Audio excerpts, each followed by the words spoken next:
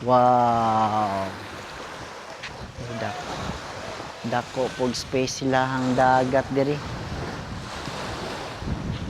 Naana po data diri karon guys sa Summer Bay Beach Resort diri sa Tibagon. Grabe nindot kay i-house guys. Oh. Lami kay tanawon ang i-house nya mo nila hang parking area pa sa karon. Under construction pa na pay murag gibuhatay pa diri. Tara, torta mo sa sulod. O nanay mga customer, maski dili weekend.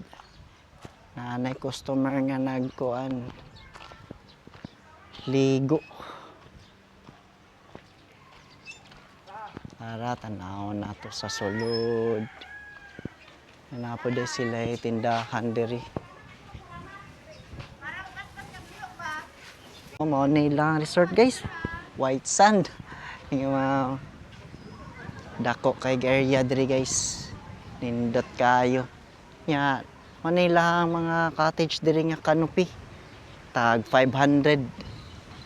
Overnight na all day tour. Oh, daghan pa sila mga amenities diri na sila kayaking. Nya diya na bilyaran. Ay billiard art. Oh, pagkanindot. Uy, nya landong pod kay palibutan pug mga kahoy diri. Oh, mo ni lahang cottage diri oh. 600 pag day tour, 800 pag overnight. Uy, ay subhanan na dool diri sa cottage guys. Nindot kay stainless ni. Wa gitaya ni no og magkuan mo. Magsugba. Oh, stainless na oh. Nindot rin mag-camping. Nanay nagkuan dito, nanay nag-tent. Dako kayo lang area diri og mag-camping mo. Dala mo sa inyong tent. Onya, mao na nila ang dagat. Wow. Dako pug space sila ang dagat diri.